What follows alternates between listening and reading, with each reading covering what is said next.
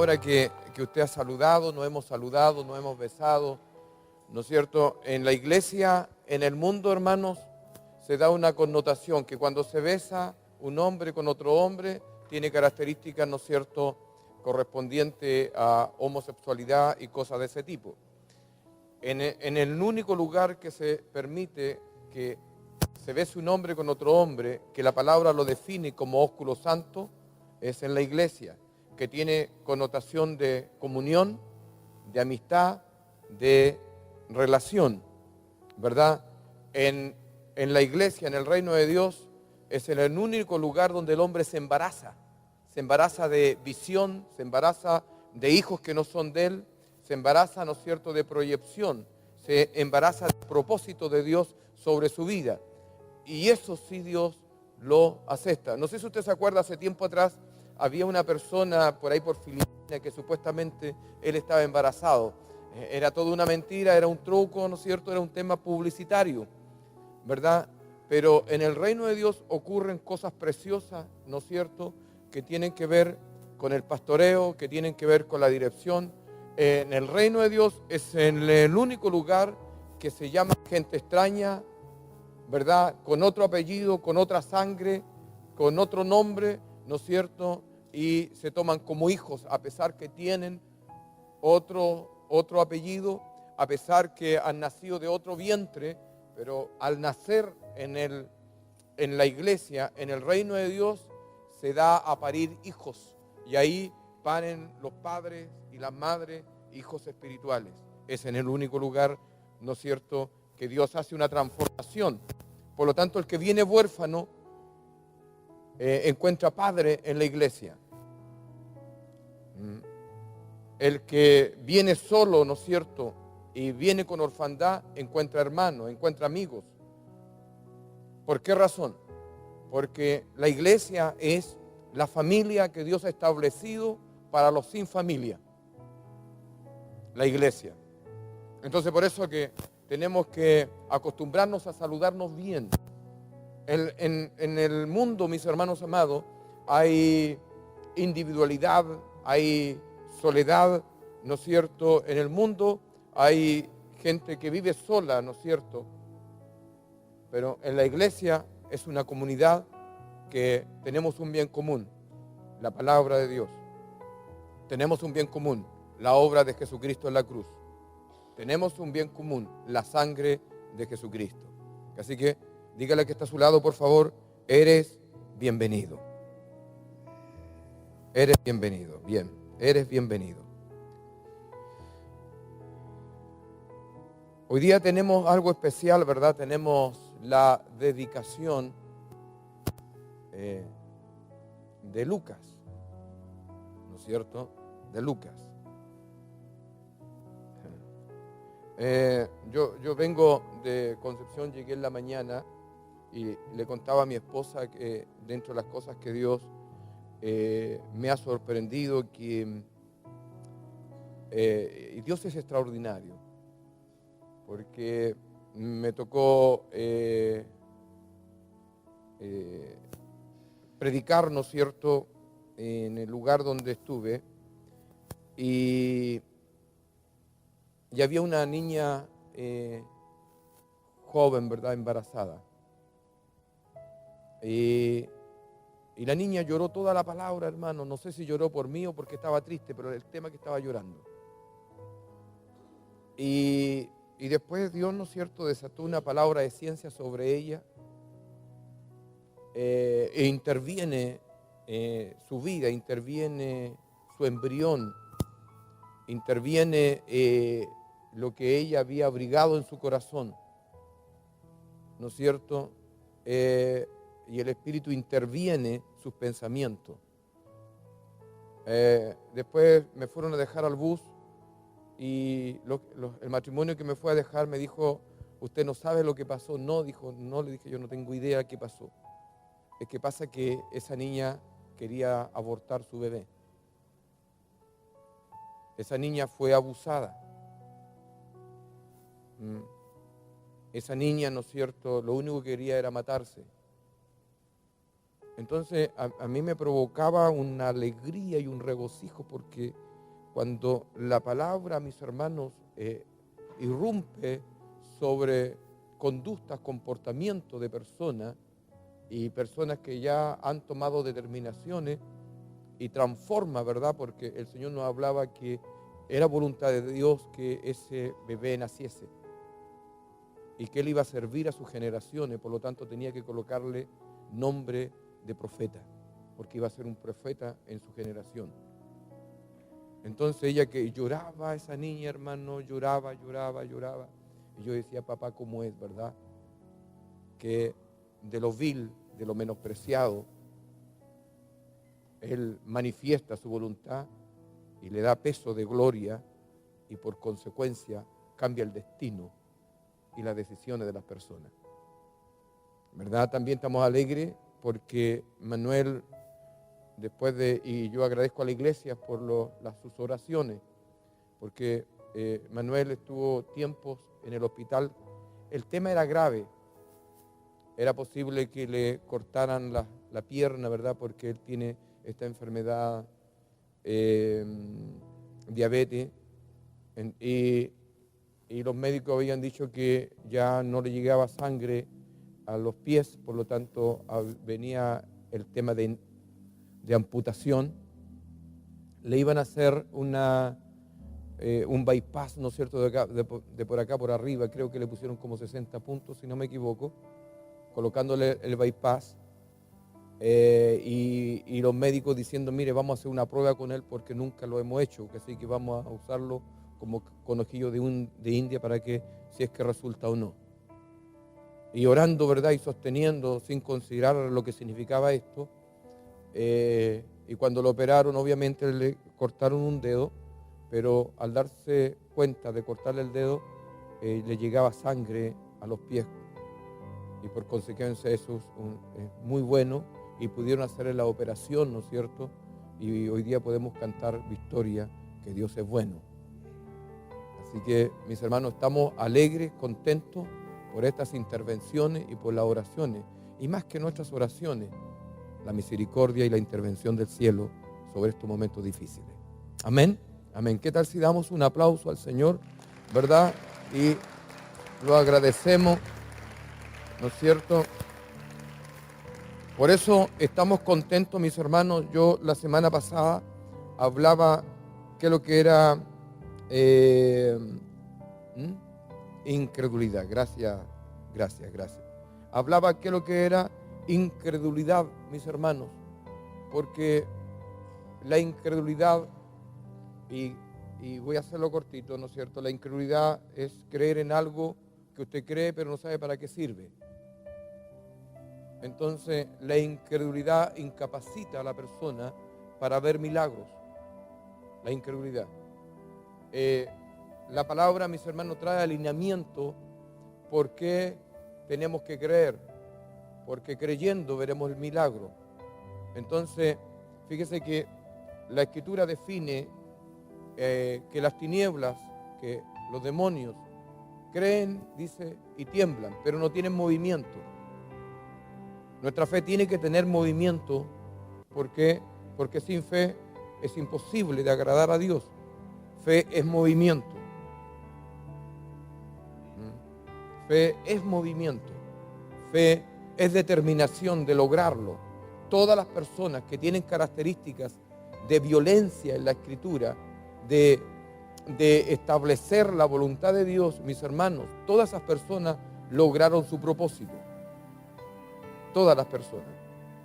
Ninguna persona, y no tiene que ver con teología, no tiene que ver con una super santidad, no tiene que ver, ¿no es cierto?, con que yo tenga que tener una medida de tiempo en la iglesia, porque toda la gente que encontró su milagro, hermano amado, toda la gente que encontró su milagro, toda la gente que provocó que Dios le mirase en las Escrituras, eran gente desposeída y gente que no tenía ninguna opción y gente, ¿verdad?, menospreciada por la sociedad, gente, mis hermanos, que no tenía ninguna posibilidad. Se me viene a la memoria, ¿no es cierto?, al corazón, la mujer del flujo de sangre, los leprosos, los ciegos, los paralíticos y gente, mis hermanos, que se movieron creyendo. Entonces, la esencia y la razón de ser de la iglesia es que debe ver lo que necesita. Debe de ver. Entonces, debemos de hacer una evaluación de lo que creemos y por qué lo creemos. Porque si lo que creemos no nos mueve, entonces yo insisto en esto, usted puede creer en cualquier cosa, crea en Buda, crea en los Hare Krishna, crea en los mormones, crea en Smith, ¿no es cierto? Crea, ¿verdad?, en cualquier cosa, da lo mismo.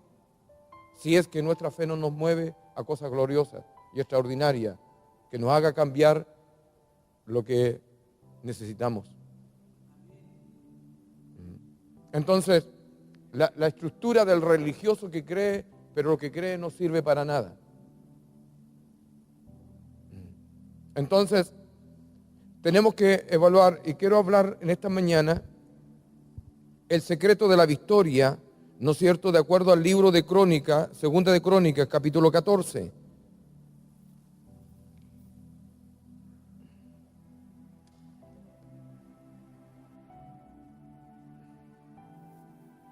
Capítulo 14.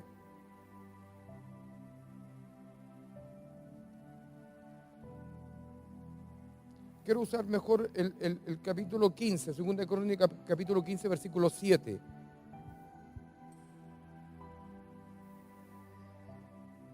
Ese texto vamos a tomar. La palabra dice en este versículo, Segunda de Crónicas, capítulo 15, versículo 7, mi Biblia dice, esforzaos vosotros y no desfallezca vuestras manos, pues hay recompensa para vuestras obras.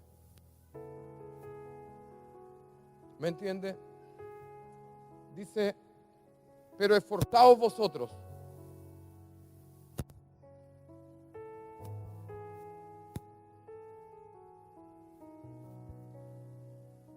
Y no desfallezca vuestras manos, pues hay recompensa para vuestras obras. Voy a volver a repetir, quiero usar la palabra desfallecer y recompensa.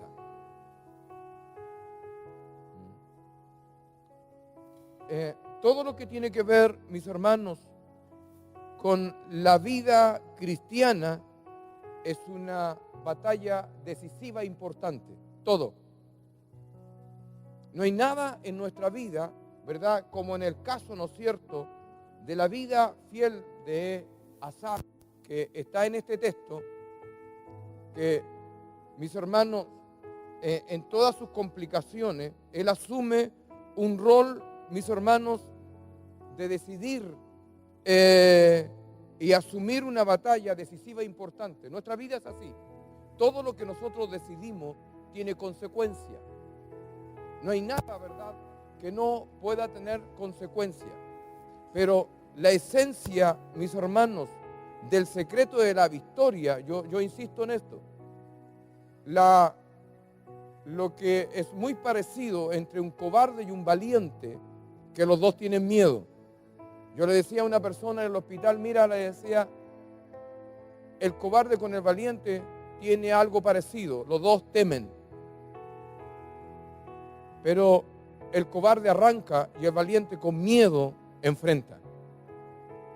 Y eso provoca naturalmente que podamos tener victoria de acuerdo a la victoria que Cristo adquirió en la cruz, porque Jesucristo, al morir en la cruz, en asumir los costos de morir en la cruz, era para definir una victoria.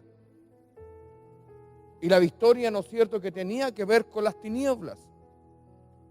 Entonces, la victoria de Jesucristo está empapada de sangre y de obediencia, para que la Escritura, mis hermanos, nos llame a nosotros a creer.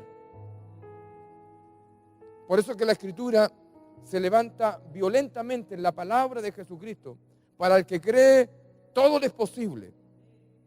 Pero la palabra que tiene que ver con creer no es estar estático, no es estar pensando si ocurrirá o no ocurrirá. La palabra creer tiene que ver con movimiento, con ir, con provocar, con enfrentar, con deshacer. lo que esté irrumpiendo, con entender por qué no ocurre, pero no entender por qué no ocurre para declararme fracasado, sino entender por qué no ocurre para buscar la forma de que ocurra lo que yo estoy buscando. Entonces, cuando nosotros vemos las Escrituras, mis hermanos, la lucha existe. Usted está luchando continuamente. Usted está luchando todos los días por cosas, por situaciones. Usted está luchando. Hay luchas, mis hermanos, que si no las definimos bien, nos quitan las fuerzas, nos quitan los ánimos, nos quitan la dirección y provoca, mis hermanos, como aquel que se pierde en la selva y da vuelta y no sabe a dónde va. El sentido de Dios para su vida, para nuestra vida, es un sentido de propósito. Es un sentido, ¿verdad?, que usted logre, no lo que usted cree que quiere construir. Porque fíjense que cuando la palabra habla para que el nombre de Dios sea glorificado, está hablando del logro de una persona, que el logro de una persona donde el nombre de Jesucristo está involucrado, por consecuencia está involucrado, la manifestación de ese logro glorifica a Dios. Cuando hablamos de una enfermedad, cuando hablamos de pobreza, cuando hablamos, por ejemplo, de esta niña que yo le comento, ¿no es cierto? Que ella, todos sus propósitos eran de muerte, pero viene la palabra profética, viene la palabra de revelación, viene la escritura y ya sus fracasos, ya su pobreza, ya sus determinaciones, ya su orfandad, ya la falta de esposo, la falta de padre para el embrión deja de ser, porque en la convicción que ella acepta la palabra, en su fracaso se transforma en una mujer de victoria, porque creyó.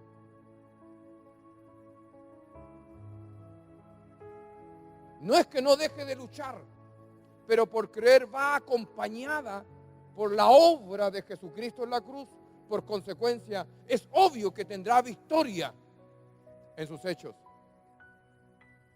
Entonces nosotros continuamente, hermanos, estamos luchando.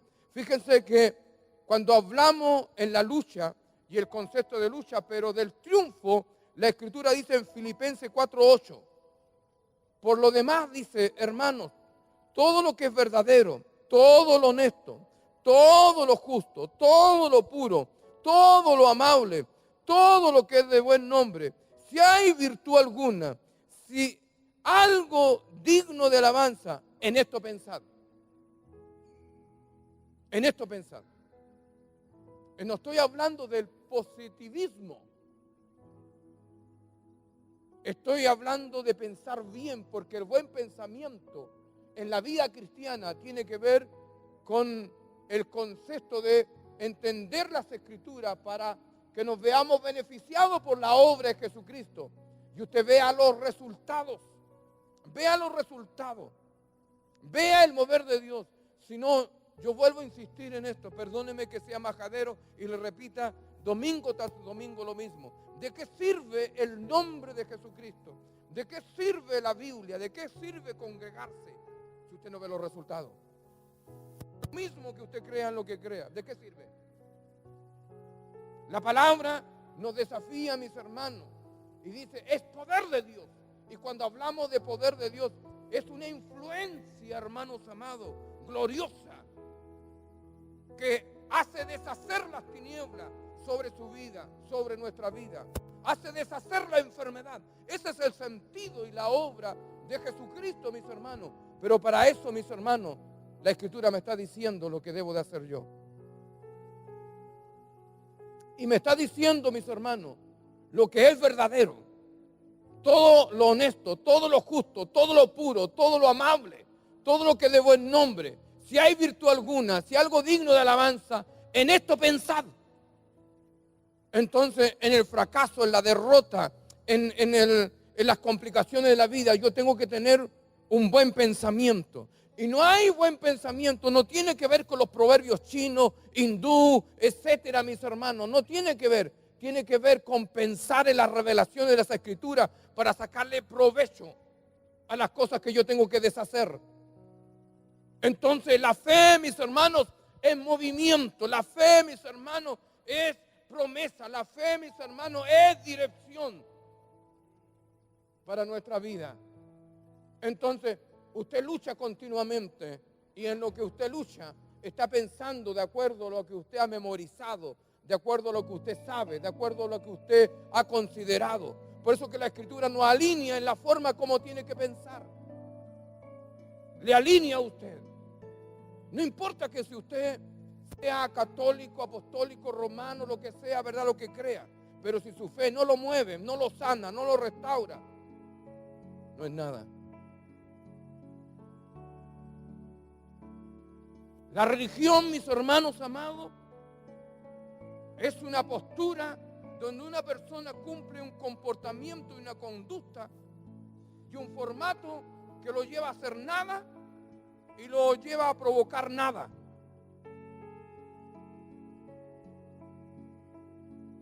Entonces la palabra es descriptiva a lo que debemos de hacer. Y los que creen en mi nombre, dice, y los que creen en el nombre de Jesucristo echarán fuera demonios, pondrán manos sobre los enfermos y serán sanos. Los que creen. Entonces eso describe de alguna forma violencia para las tinieblas, mis hermanos. Qué increíble, ¿verdad? Porque el tema, ¿verdad?, de las amputaciones, al llegar a este pensamiento, no es que a la persona le falte un pie, no es que le falte una mano. Lo que significa ser amputado, cuando hay una amputación mental de que yo no tengo capacidad para creer al poder de la palabra, entonces estoy amputado, no creo, mis hermanos. La palabra habla de cauterización del entendimiento. Las tinieblas, dice, cauterizan el entendimiento. Entonces, la exquisitez, mis hermanos, del triunfo es que usted tenga un buen pensamiento y defina su vida por medio de la palabra. Usted no ha sido llamado a sufrir, a empobrecerse, a morir con una enfermedad. Usted ha sido llamado a tener victoria.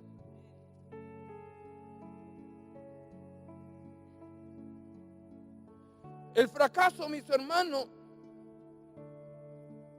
de la lucha, de acuerdo a Gálatas 5, 19, 21, dice, manifiestas son las obras de la carne: adulterio, fornicación, inmundicia, idolatría, hechicería, enemistades, pleitos, celos, iras, contienda, disensiones, herejías, envidia, homicidios, borracheras, orgías y cosas semejantes a estas, acerca de las cuales os amonesto, dice el apóstol Pablo, como ya os lo he dicho antes, que los que practican tales cosas no heredarán el reino de los cielos. Los que entran en este formato están postulando al fracaso. A nadie nos gusta sufrir. A nadie nos gusta pasar por necesidades. A nadie nos gusta la enfermedad. A nadie. Entonces, la palabra nos da el formato para tener victoria en aquellas cosas. La Escritura dice, mis hermanos, cuando el Señor Jesucristo ora por los discípulos y termina diciendo, líbranos del mal.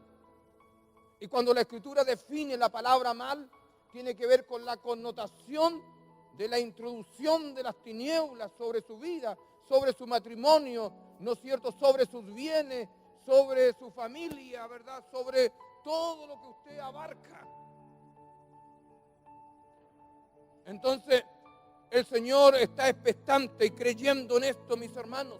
El Señor le da tanta convocatoria a este tema que hasta Él ora para que nos libre del mal. Líbranos del mal, dice. Entonces, los escritos, el libro de Efesios, ¿no es cierto?, habla, ¿verdad?, que nos coloquemos la armadura.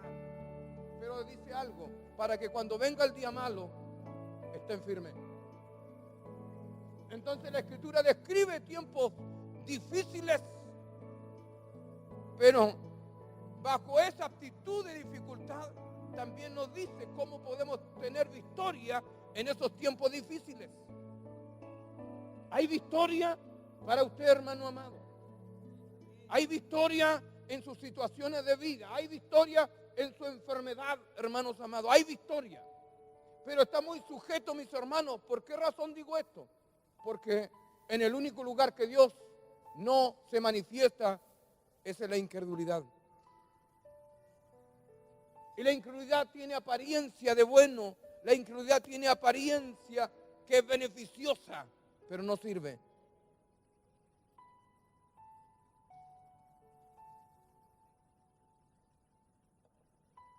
Para mis hermanos, tener victoria en las cosas que queremos lograr, en las cosas que queremos deshacer, mis hermanos, primero tenemos que hacer lo bueno, tenemos que purificarnos, tenemos que quebrantarnos. Fíjense que la Escritura en el libro de los Hechos dice, mis hermanos, por medio del apóstol Pedro, arrepentido y convertido para que venga de los cielos tiempos de refrigerio. No es que yo tenga pensamientos buenos, mis hermanos, sino que yo tengo que tener un accionar para que yo vea los resultados. No sirve, mi hermano amado, que si usted por algún conflicto viva amargado, viva triste, viva arrinconado, ¿no es cierto? Viva en condiciones de amargura, de tristeza y cuánta cosa, y dedicado y pensando esto ya no resultó, esto es un fracaso, esto no se va a dar. Lo que está diciendo la Escritura, mis hermanos, que debemos de santificarnos. Y cuando hablamos de santificación, estamos hablando, mis hermanos, de limpiarnos de todo peso, de todo mal pensamiento y de todo pecado que tiene que ver con el arrepentimiento. Si usted quiere tener victoria, mi hermano, tiene que relacionarse con Dios para que Dios lo acompañe en este proceso. De acuerdo a lo que dice, ¿no es cierto?, la Escritura en el texto que estamos hablando, dice, e hizo Asa lo bueno y lo recto ante los ojos de Jehová su Dios, porque quitó los altares, dice el versículo, del culto extraño y los lugares altos, quebró las imágenes, destruyó los símbolos de acera y mandó a Judá que buscase a Jehová, el Dios de sus padres. Si usted quiere tener victoria, tiene que volver al fragor de la fe, al fragor de la oración. Si usted queda inserto, cómodo, quieto, sin hacer nada, entonces usted no tiene expectativa con Dios. No tiene expectativa. Puede tener buenos pensamientos. Puede tener buenos deseos. Puede decir, oh, si yo pudiera, si yo tuviera esta posibilidad. Pero en cuanto al mover de Dios, mis hermanos, para que podamos tener victoria de aquellas cosas que complican nuestra vida, entonces yo tengo, mis hermanos, que hacer lo bueno, arrepentirme de las cosas que hice mal, pedir perdón, ¿verdad? Y replantear mi vida para ver victoria en las cosas que tengo en la mira que son imposibles. Lo otro, mis hermanos, caminar en lo recto. La Escritura dice, mis hermanos, Juan y Santiago fueron rectos, pero no buenos. Lucas 9:54 dice, y viendo esto sus discípulos, Jacobo y Juan, dijeron, Señor, ¿quieres que mandemos que descienda fuego del cielo como hizo Elías y los consuma? Entonces volviéndose él les reprendió diciendo, vosotros no sabéis de qué espíritu sois, porque el Hijo del Hombre no ha venido para perder las almas de los hombres, sino para salvarlas.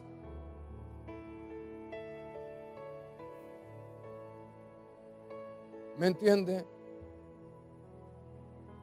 Muchas cosas, iglesia amada, no se logran porque el corazón está enredado. No es un tema si hay victoria o no hay victoria en el nombre de Jesucristo, sino cómo estamos procediendo. Si usted está quieto, si usted no tiene búsqueda, si usted se queja, pero le da lo mismo cómo está viviendo, difícilmente podrá tener victoria. Difícilmente tendrá los resultados. Debe de haber una preparación, mis hermanos. Debe haber una visión, debe de haber un diseño, debe de haber, mis hermanos, una credibilidad en la palabra. Debe de haber una manifestación, mis hermanos. Debe de haber un movimiento para verlo.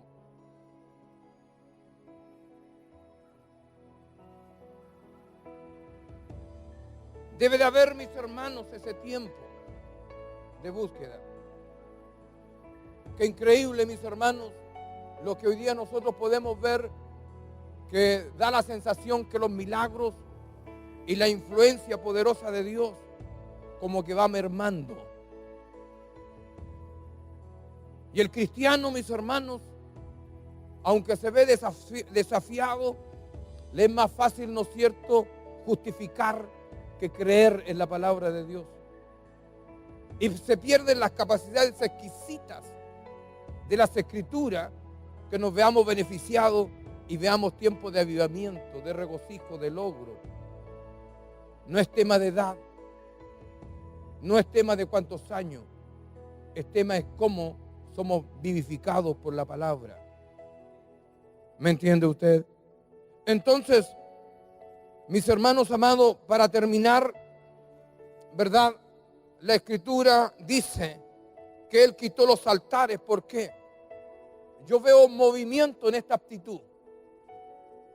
Entonces dígale al que está a su lado, por favor, tienes que moverte para que veas la mano de Dios a tu favor. Tienes que moverte. Tienes que moverte.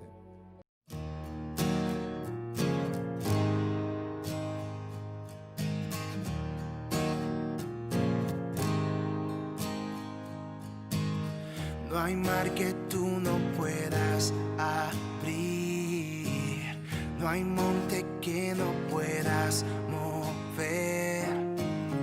Hay esperanza para el perdido, hay fuerzas para el débil.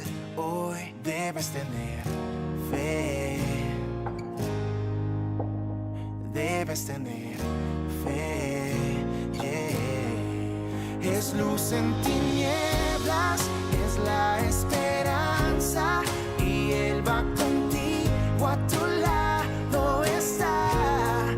Tienes que creerlo antes de verlo y confiar en Él, un camino abrirá.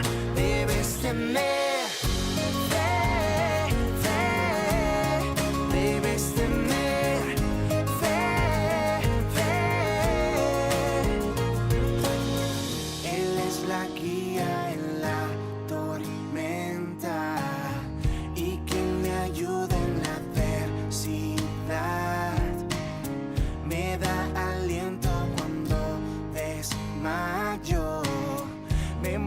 Su gran amor, oh, debes tener fe, oh, oh, oh. Es luz en tinieblas, es la esperanza, y Él va contigo, a tu lado está. Tienes que creerlo antes de verlo y confiar en Él, un camino abrirá. Tener fe, fe, debes tener fe, fe, debes tener fe, fe, debes tener fe, fe. Tú me rescataste y vas a mi lado.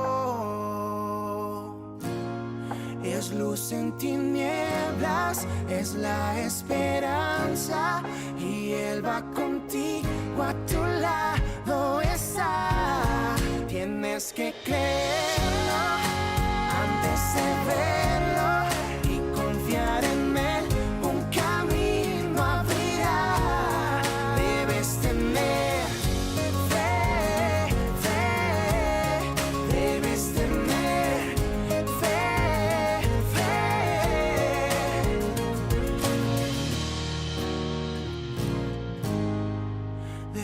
puedas tener.